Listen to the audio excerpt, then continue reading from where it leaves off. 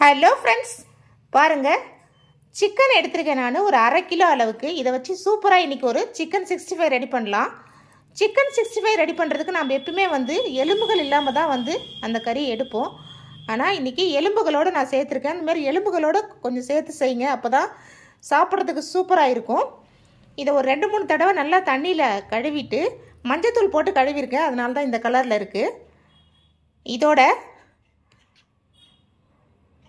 ஒரு ஸ்பூன் அளவுக்கு கெட்டி தயிர் சேர்த்துக்கலாம். புளிப்பில்லாத தயிராக இருக்கணுங்க. இதை சேர்த்து நல்லா இந்த சிக்கனை மிக்ஸ் பண்ணிவிட்டு,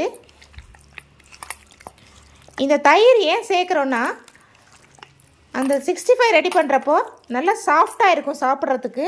அதே சமயம் இந்த சிக்கனோட கவிச்ச வாடையெல்லாம் போயிட்டு சூப்பராக இருக்கும்.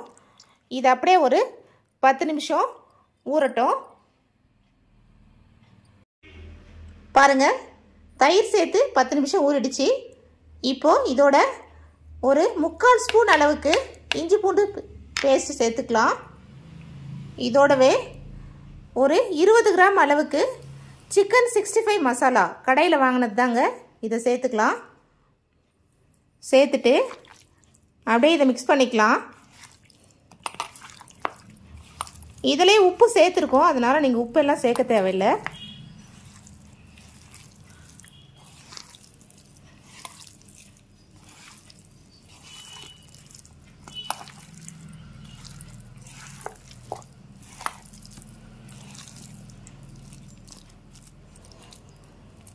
இந்த மாதிரி சேர்க்குறப்போ சிலர் லெமன் சேர்ப்பாங்க. இந்த லெமன் இப்போ சேர்க்கக்கூடாதுங்க. நம்ம பொரிச்சிட்டு அதுக்கப்புறம் கூட லெமனை புழிஞ்சு விட்டு சாப்பிட்டுக்கலாம். இப்போ லெமன் சேர்த்தோம்னா இது பொரிக்கிறப்போ நமக்கு மசாலா பிரிஞ்சு பிரிஞ்சு வரும். இது அப்படியே ஒரு 1/4 மணி நேரம் ஊறட்டும்.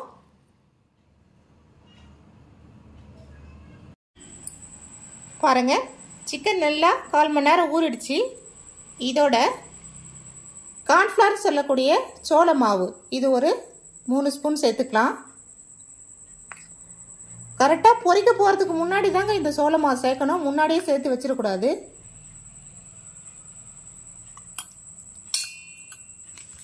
சேர்த்துட்டு லைட்டாக கொஞ்சம் போல் தண்ணி சேர்த்துக்கலாம். கொஞ்சமாக சேருங்க, நிறைய தண்ணி விட்டுற போகிறீங்க.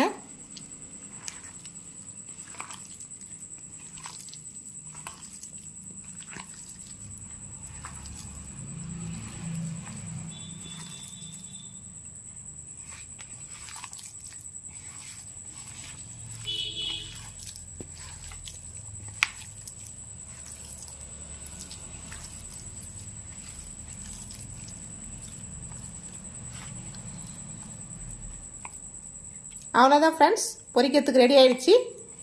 இப்போது ஆயிலில் பொரித்து எடுத்துக்கலாம். பாருங்கள் ஃப்ரெண்ட்ஸ், 65 ரெடி பண்ணுறதுக்கு நான் ஸ்டவ் ஆன் பண்ணி ஒரு கடாயை வச்சு கொஞ்சம் போல் எண்ணெய் சேர்த்துருக்கேன். நிறைய எண்ணெய் ஊற்றி இது பொரிக்காதீங்க, கொஞ்சமாக எண்ணெய் சேர்த்துக்கோங்க. ஏன்னா இந்த மறுபடியும் இந்த எண்ணெயை நம்ம ரீயூஸ் பண்ண முடியாது. இதில் சிக்கன் துண்டுகளை சேர்த்துக்கலாம்.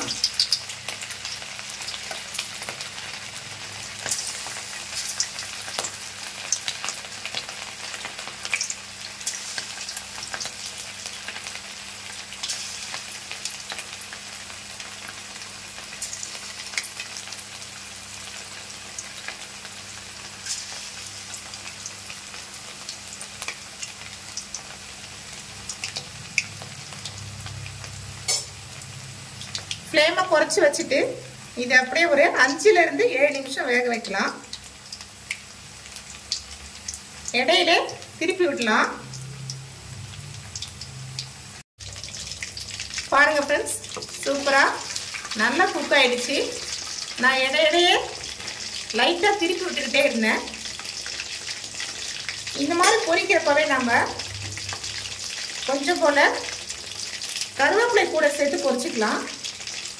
இது மாதிரி சேர்த்து பொரிக்கிறப்போ அந்த கருவேப்பிலையோட வாசமும் இந்த சிக்கனோட வாசமும் சேர்த்து சூப்பராக இருக்கும் சாப்பிட்றதுக்கு.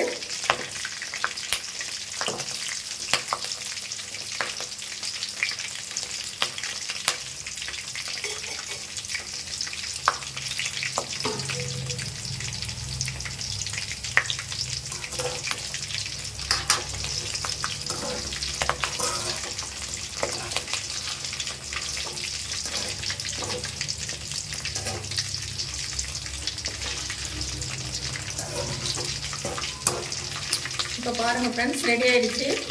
இப்போ எடுத்துடலாம்.